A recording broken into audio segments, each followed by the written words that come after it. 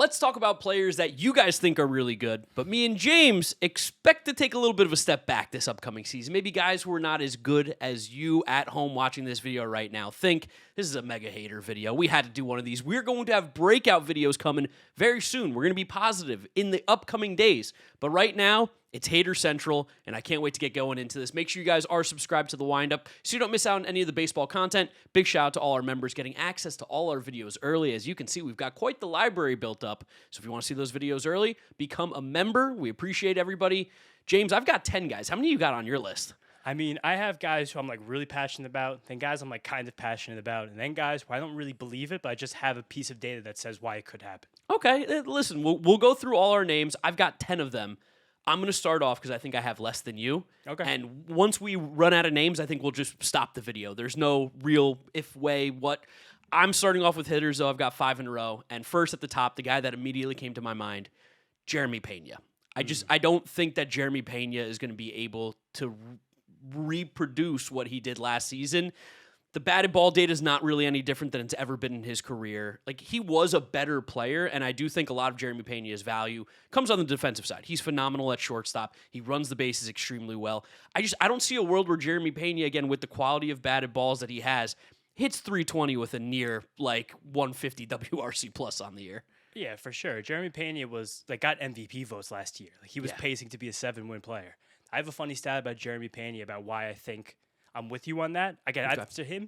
To me, he'll never be bad because of how good he is defensively. Correct. This is the offensive side of the ball because as an actual player, great, you want Jeremy Peña, especially if you have a lineup loaded of other good hitters. The problem is that the Astros don't really have a lot of other good hitters. So this is why I feel I had to talk about him. It's a little more magnified. And I think it's also a framing of he's going to be worse than expected, not bad. Correct. Yeah, I don't think he's bad. I think Jeremy Peña at the absolute worst is probably still a 3 to 4 win player because of the defense, and he's going to be a league average hitter at his worst. And the thing about Peña, I have a great stat I pulled from this in my shortstop rankings I put on my channel about a week ago. So last year, you want to know his stats against fastballs? It's got to be really good.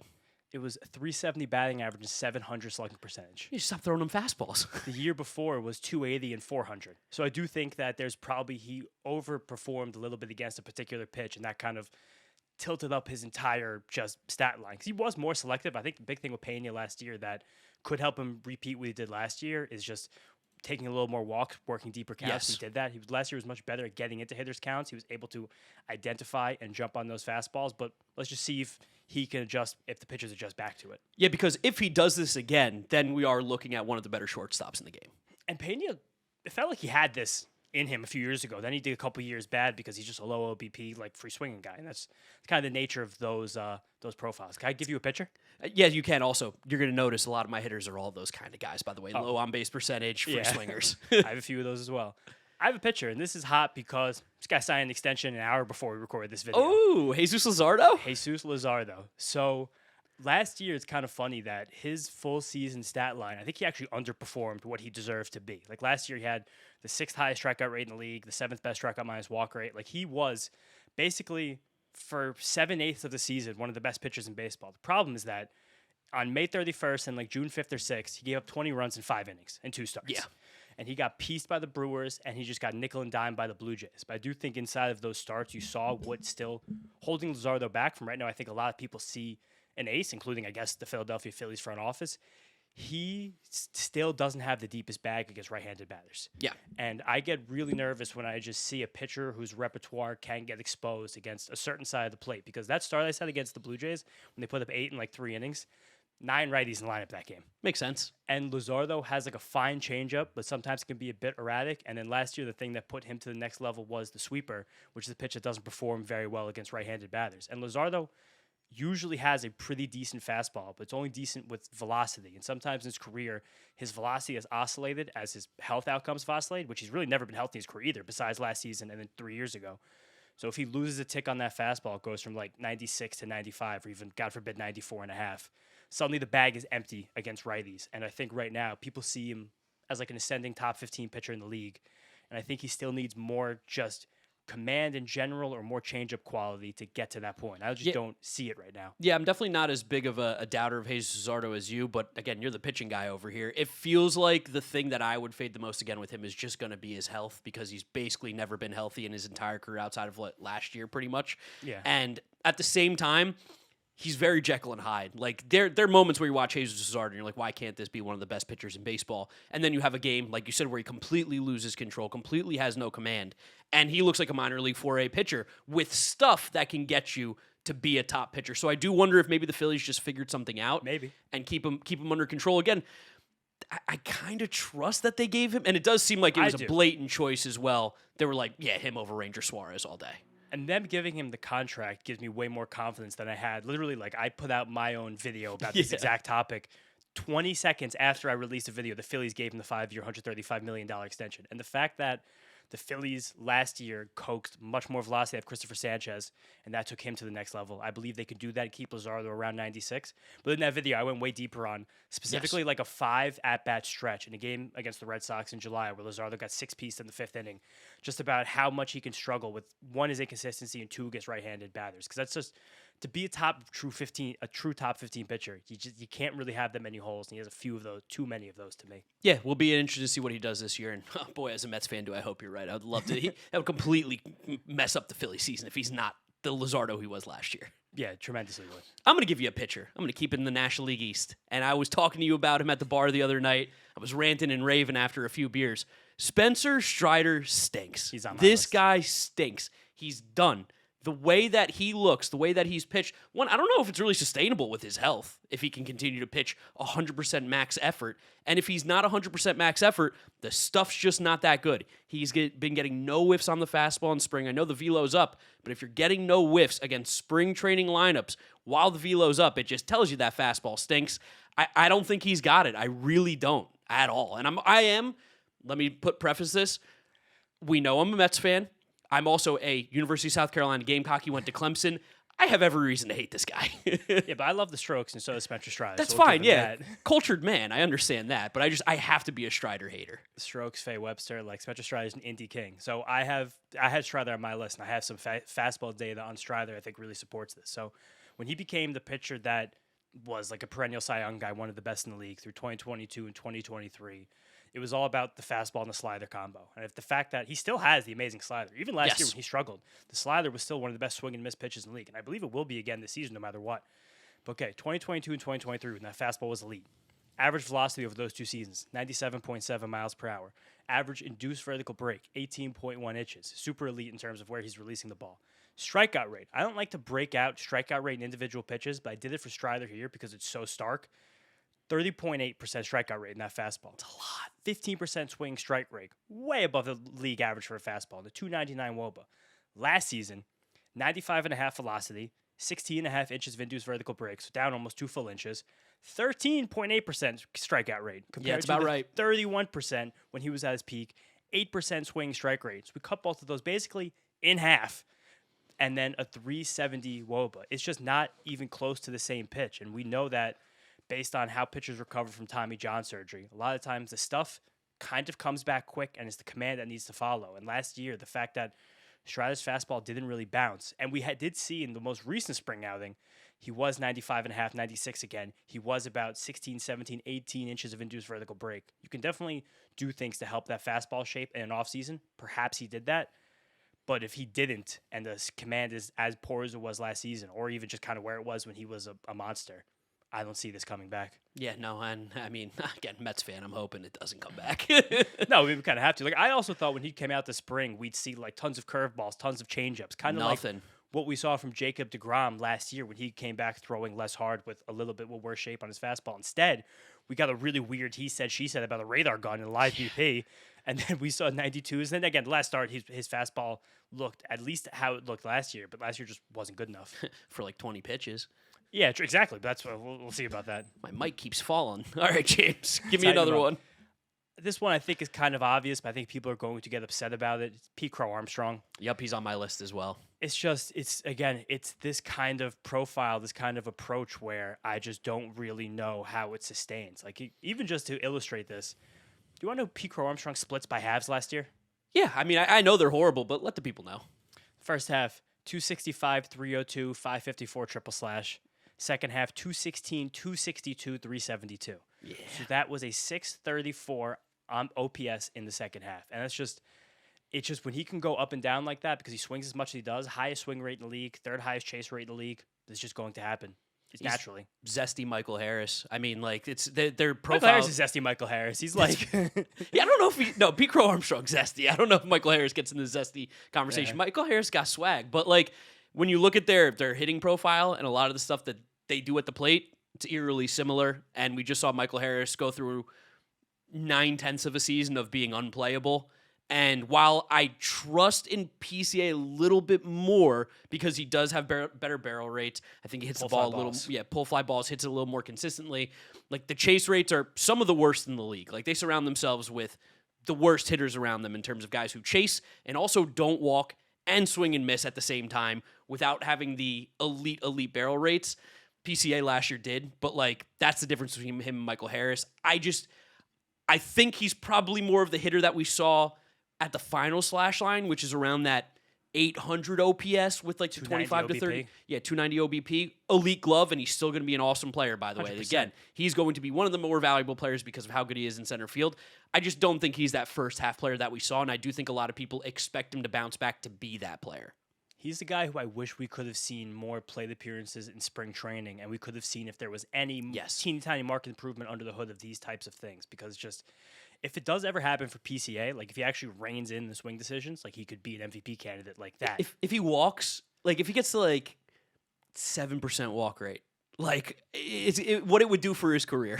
But it's like him, it's like Michael Harris, you said, Yanner Diaz, Cedar Rafaela, like it's the same crew to me. Yes, which you kind of have to fade them. Yeah, sadly. Who you got next? Next for me, you want me to go pitcher or hitter, James? Whatever you want. Dealer's choice, baby. Let's go with another hitter. I've been going back and forth here. We talked about it a little bit.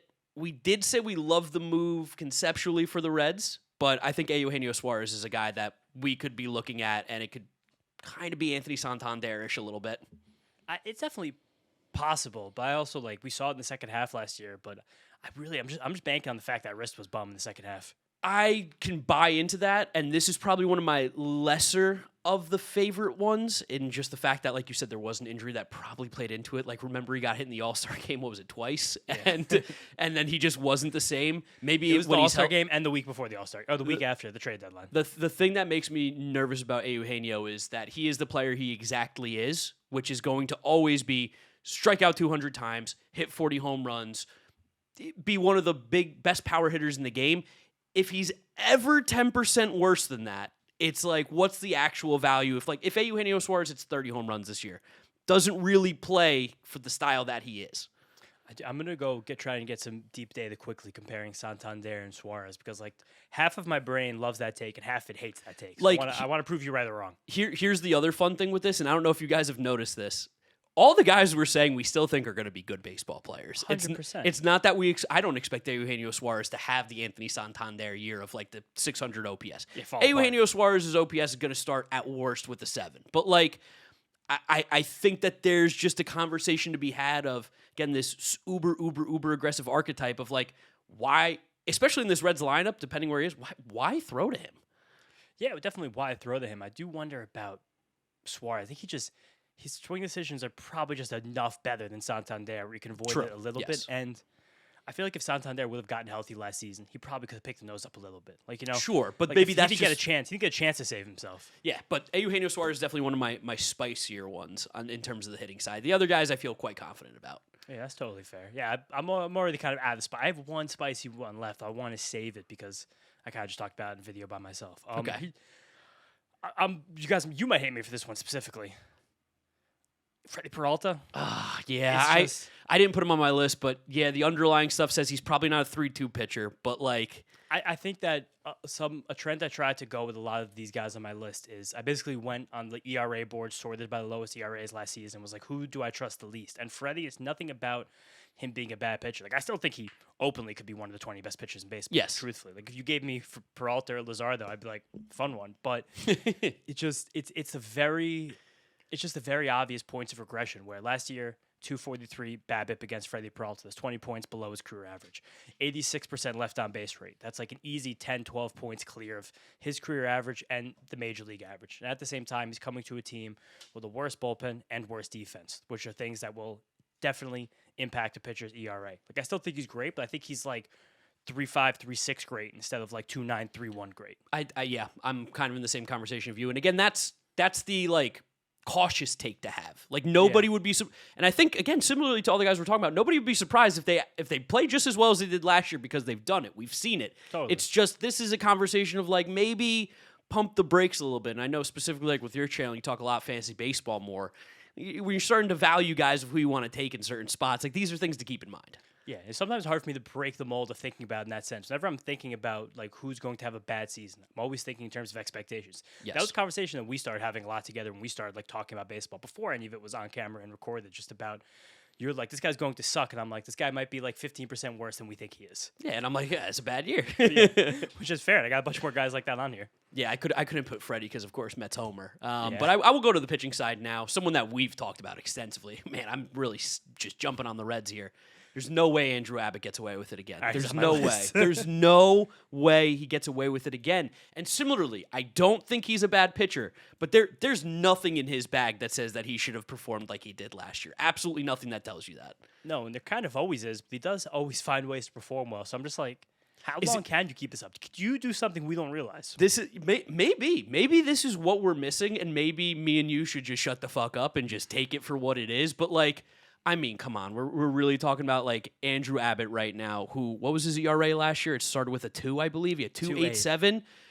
3.5 is in the range of scenarios, but Andrew Abbott is not one of the 10 lowest ERAs in baseball as a starting pitcher in that ballpark. It can't happen. He's starting on opening day. Did you know that?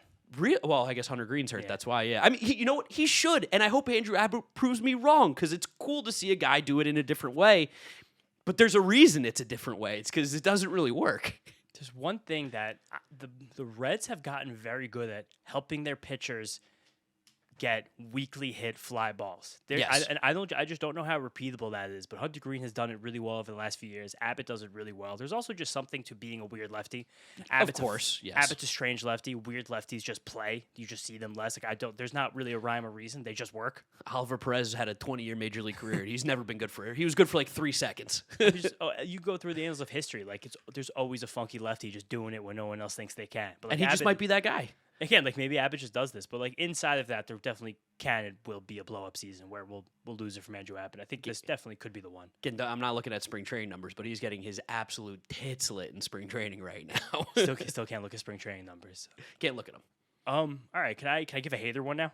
Yeah, give a hater one.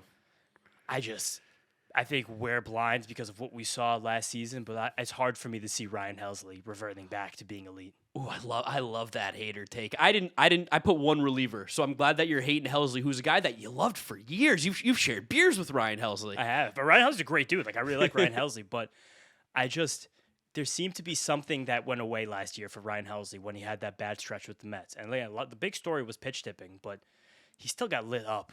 Even when times it seemed like he wasn't going to, he would lose the strike zone. Like again, this could just be us having been too close to the problem at points last season. Definitely could be. And maybe Ryan Helsley is going to figure out how to get a third pitch in the mix more consistently. I think we've seen him flashing a couple of cutters and curveballs. We also saw him last year use the cutter, but then also his fastball shape suffered because of the cutter. So maybe you're kind of robbing Peter to pay Paul in that sense. The fastball and slider still both should be really good. And everything that's happening under the hood still tells me that Ryan Helsley should be completely fine. But it's just this like nagging thing in my brain where like, especially when you compare Devin Williams and Ryan Helsley, it's like one guy did a lot more that should have been good last year. The other guy did not. So I'm just kind of going to fade Helsley on that alone. Yeah. And I mean, like you said, maybe we're a little too close to the problem, but we might have been. That guy's going to be on my my Mount Rushmore of Mets relievers whose guts I hate. It's just possible, but I just think that there's a decent amount there where it could still go a bit haywire. Can I give you one that maybe this is me not being too into the circles who talk about this kind of stuff, but I'm going to go to the hitting side. Hunter Goodman. Yeah, I mean, totally fair. I just like I want him to do well. He had a great season last year. I hate picking these kind of guys where it's like coming off a career year and immediately being like, you're not that good. But Similarly, like here's the things that he has going well for him that we like about other players, right? Smokes the baseball when he makes contact with it. Absolutely crushes it. And I do think he's a little bit of a Coors merchant at times, but I don't think the swing decisions are that great. And I look at his numbers at the end of the year and I go, especially, it's more about like the situation he's in too. Like, why in the world would you ever throw him a strike? Literally, on this Rockies lineup. Walk 4 guys in a row, you're still going to beat them. I think his swing decisions play better than they seem because he is good at identifying the pitches to hit. He mashes those pitches right there. Like in the heart of the zone, he's money. He's cash. That's why we like him, and he hits the ball so exceptionally hard. I just wonder now with like a little more pressure of like being that bat in that lineup and knowing every single day going into the game, you got to get Hunter Goodman out. Don't you think it was like that all of last year? Sometimes we're a little slow to adjust. We do see like, I know it's not a sophomore season for him, but like that was relatively his breakout. Now let's see how the league adjusts. And I just think it goes back to like, oh, you're not going to get good pitches to hit.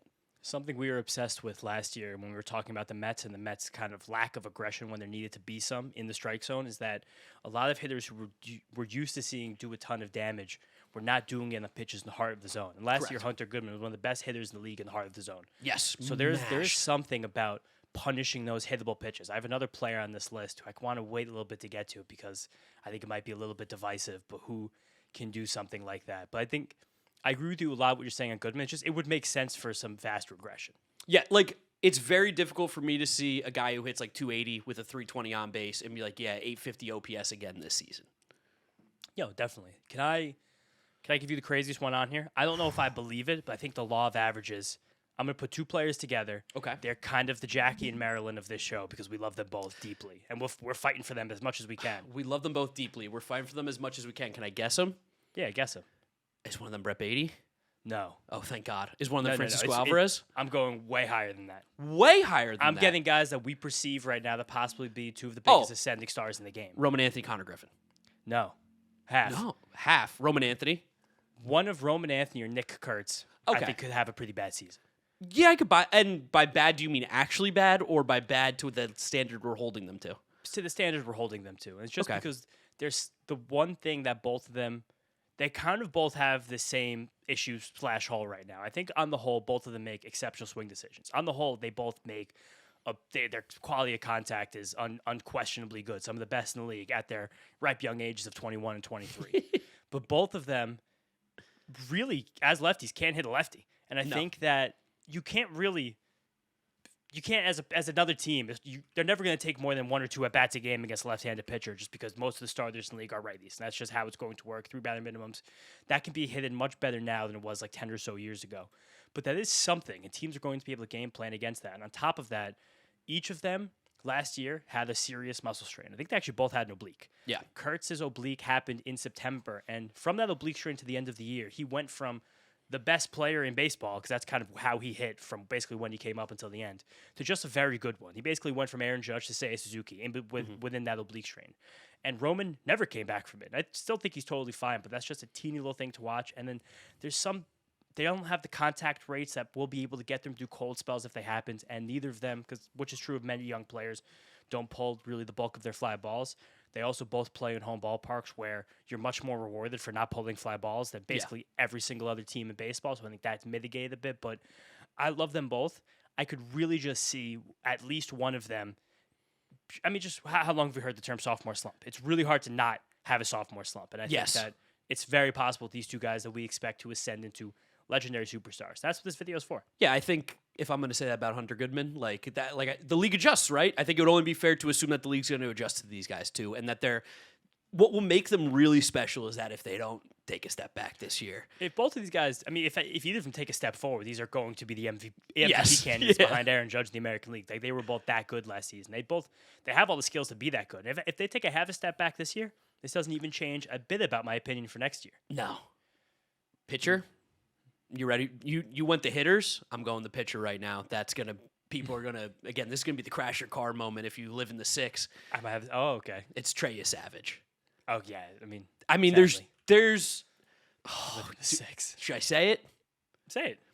There's a better chance that he makes his start in AAA this year than he wins the Cy Young. Well, no shit. I mean, but like even gets top 5 Cy Young votes. And the reason is not that Trey Savage is bad. It's that Trey Savage is like barely pitched really like at all, especially the past year. He was phenomenal in the postseason. Unbelievable to a level that gives him unreal standards to expect. At the end of the day, I think he's a very good pitcher. I think he's a borderline top 30 guy in the league. But I think because of what he did in the postseason, there are people on this planet who think that Trey Savage is like a dark horse pick to win the Cy Young. And I just think that's absolutely insane. Yeah, I think even based on odds, he's like shockingly high. Like way too high. One of the worst bets on the board. And the thing about Savage is that the Blue Jays have been open that they're going to bring him on slowly this year. Yeah, they should. I think that's good for him. I think that's a real display of discipline by the Blue Jays. I think a lot of teams, I mean, the Mets are kind of guilty of this right now. Be like, yo, you look so good. Ace. No McLean. Yeah. Get ready to fucking rip Trey Savage. But I do think that he's so weird that it's kind of hard to just analyze him in general. And like there's also like if you look at some of those Trey Savage college stats and those Trey Savage minor league stats, like they look like you don't want to say this word, but they look a little Keynesian sometimes. Of course. No, this is again, Trey Savage. I think I put him in my top 30 pitcher rankings going into the season. I think he's that good. It's more about like the crazy ceiling hype right now that we're getting for 2026. I don't think it happens this year, but you tell me in 2028 he's a top 5 Cy Young voter. Like, yeah, I wouldn't bat an eye. And I think there's the same logic for that. A lot of this crew, we've talked about them a lot on this channel recently. The pitchers that debuted last season were so good. Insane. Like Savage, McLean, Schlittler, Cade Horton, like throw Bubba Chandler in there. Like Chase Burns, right? Chase Burns. Like, and some of those guys, I think that just their ERAs, sadly, their playoff moments have taken some of these guys in very different directions in terms of how they're viewed in the public lexicon. And I think any of those guys I just mentioned could be a top 15 pitcher in the league. And I think 100%. most of them can kind of fall down and really take a step or two back this year. But like still within reason for the rest of their career being good. But it's a really fun crew of guys who debuted last season. That's one of my favorite storylines to watch this year, honestly. The memo that we're given is expectation. And I just think right now, similarly to something that we've talked about with Nolan McLean before, little too much expectation probably on the young man's shoulders, which that's the scary part. No, and that's it. Can I give you another one that this was one of my craziest ones on here. All right, what is it?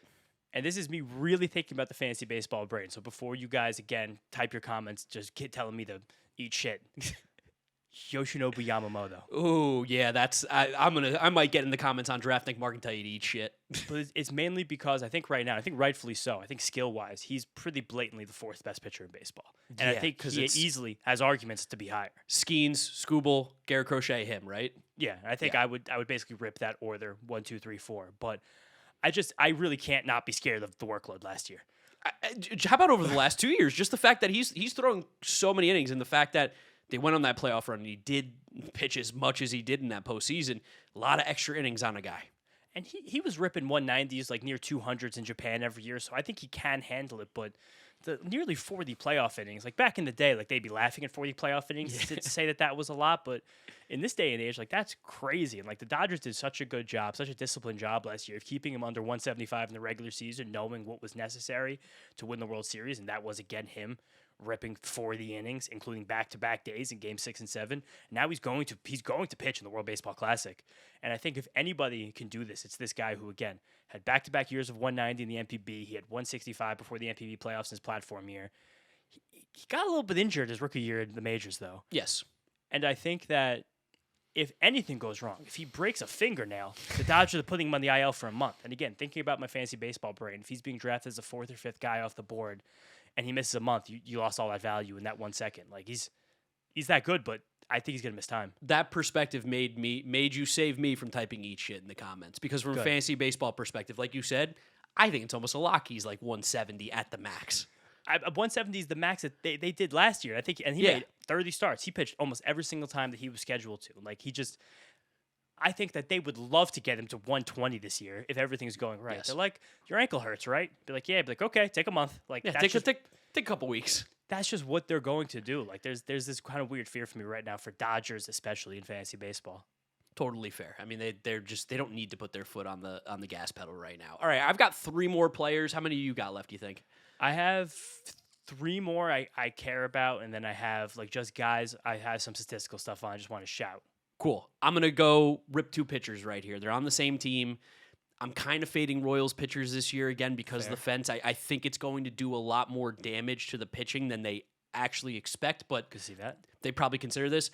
Michael Wacha is just one of those guys, doesn't get a ton of ground balls. The ball gets hit. Stop eventually. The ball gets hit in the air a ton. The stuff's not particularly great, and I think part of the reason why he's been so successful is because he pitched in one of the biggest ballparks in baseball. I don't see it being a good thing for Michael Wacha that the fences are going to be moved in. Feels like that low ground ball rate is going to come back to hurt him. The other guy, similarly, on the relief pitcher side, Carlos Estevez might get DFA'd at some point this year. Like, I think that there's a chance that by June 1st, Carlos Estevez is not on the Kansas City Royals. And, I mean, people will play like the dumb game of like, but he led the league in saves last year. It's like, I don't actually give a shit at all.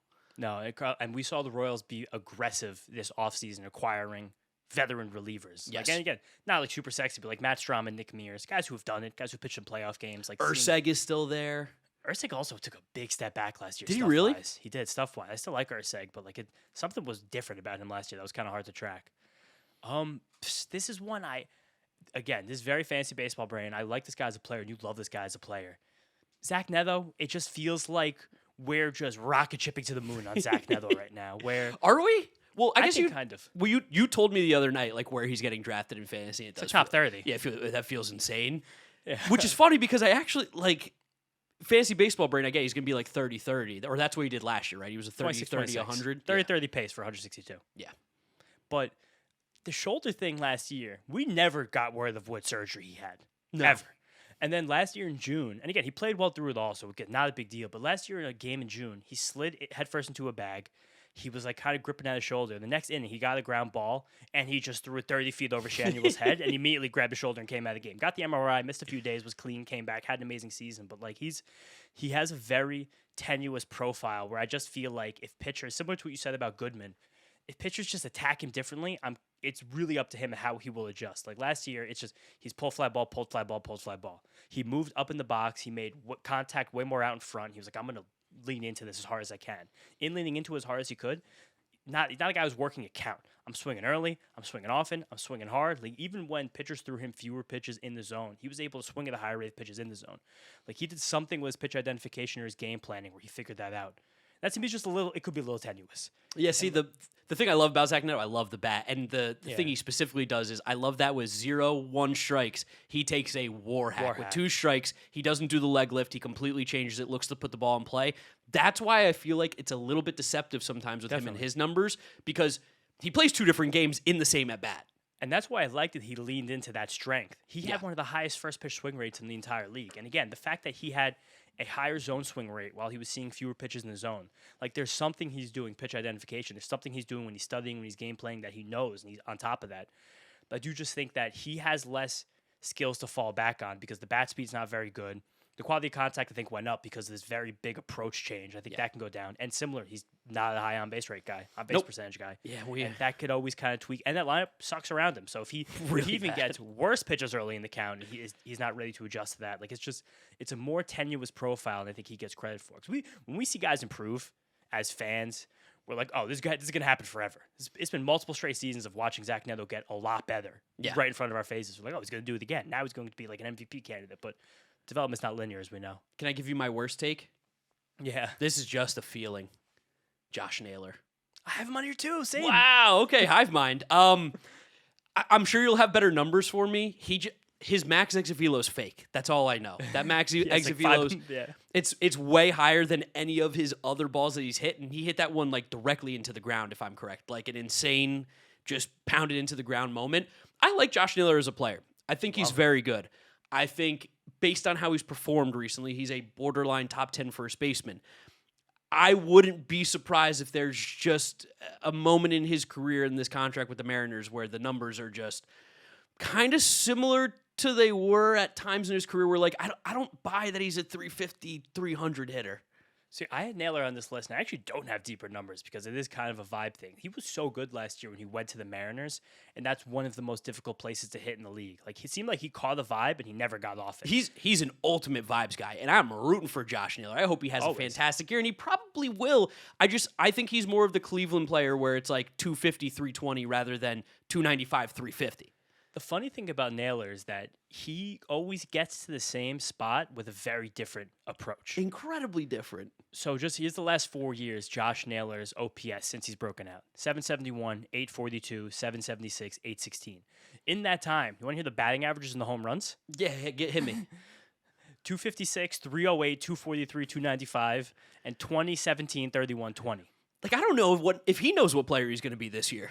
And I think that's what makes him great is that he's really good at taking what pitchers give him and kind of moving off that. Like he's, in terms of like a baseball player, he's a throwback in that sense. He's a rat. But I think that he could take a 10% step back because of that ballpark, and he could feel much more stark because of how good he was down the stretch last year in the postseason. That being said, go M's. I hope I'm wrong about that one. I hope that's by far my worst take because I want him to continue to be as good as he was for the Mariners. So I have another one who we now have to talk about every video on this channel after ignoring him for months on end, who I think is just unfair expectations. It's Trevor Rogers. Oh, I considered him too. I like Trevor Rogers, and the more I've dug deep on him this offseason, the more I've liked him compared to kind of how we wrote him off a little bit as last season was ending. But I think that the expectation is just unfair. Yeah, I mean, he had a sub-2 ERA last year, and we see it in our comment section every video. People are acting like he's a Cy Young favorite. He was listed as a breakout pitcher on a fantasy baseball graphic I saw the other day, and I was like, does he have to have a 0.9 ERA to break out? Yeah, well, what's the breakout? He had a 1.87 last year. And again, I think he's great. The fact that he's held fastball velocity through the spring, the changeup still looks nasty. Again, weird lefties are weird lefties, but it's him, it's Savage, it's Cade Horton, I think it's Christopher Sanchez, and I think it's Yamamoto, who they've built up the expectation so high. McLean's in that group too. Yeah. Where almost no matter what, I think people are going to be disappointed unless they take another major step forward. Which would be, and if you're talking about a top 5 pitcher in the game. Yeah, I have another crew of guys who I went through and got the biggest bat speed risers from 2024 to 2025. And that's going to be who you're fading? Yes, because we don't have enough bat speed data as the public to know how sticky that bat speed can stay year to year. Can I guess 2 of them? I listed literally the top 20 who made me feel weird in my stomach. Bryce Terang? He's on there. Harrison Bader? He's on there. Who's another big jump in bat speed? I have a list right now of the most relevant players who were between 4-mile-an-hour jump, which was Terang and Alejandro Kirk, and at least a 0.75-mile-per-hour jump, which was Cal Raleigh, who I think is similar to the Trevor Rogers idea right now, and Byron Buxton. He hit 60 home runs. He can't do it again. I'm just going to rattle. Alejandro Kirk, Bryce Terang, Harrison Bader, Trevor Story, PCA, Ben Rice, Jeff McNeil, Dalton Varsho. And again, I'm blindly listing every player in the league with a bat speed jump of at least 0.75 miles per hour who had a great season. Why don't you just say the Toronto Blue Jays? Sal Frelick, George Springer, Addison Barger, Xander Bogaerts, Jorge Polanco, Geraldo Perdomo. I'm happy we didn't mention because this is a Geraldo Perdomo channel. Yes. Kyle Stowers, Brett Beatty, Michael Garcia, Cody Bellinger, Jared Triolo, Luis Robert Jr. I said that so weird. Robert? I'm so in between how to pronounce his name right now. I don't know what's going on. Joe Adell, Vinny P, Cal Raleigh, and Byron Buxton. So that was just the guys who had big bat speed jumps last year who played better than I think a lot of people expected heading into last season. But I'm curious how bat speed sustains from one season to the next, especially for the guys in that list that are in their 30s, especially Springer, Story, Bogarts, Polanco. That's the crew who I'm McNeil. Yes. Buxton. Story was a name I considered putting on, but I think that might just be Red Sox fans who love him because, I think the rest of the league knows he's a league average hitter who can't play shortstop. I just kind of also want to mention Chandler Simpson because I don't know. Yeah, really see it. That's fair. I don't get it either. That's it. That's all I got there. Don't ask Cameron Maben. He would tell us we're idiots for that. Shout out our Instagram Reels comment section. Eddie, I think that's pretty much it, though, right, James? That was every guy I even wrote down a little bit. I think that's the end of our hater stretch. Yeah, I don't want to be a hater. I want to be positive. No, that's why we got it out early. We're getting close to spring to opening day. We're being haters right now, but at the end of the day, looking at our content schedule moving forward, we have one more. We have biggest team weakness a couple days before opening day, which is just that's not haters. That's merely identification. That's just facts. That's truth. Yeah. We'd love to know who you guys think down in the comment section below. We're right, wrong about someone we're missing out. Subscribe to the Windup. You can follow James on social media at James Shiano. I'm Giraffe Neck Mark. Thank you guys for watching. We'll catch you on the next one. Peace out.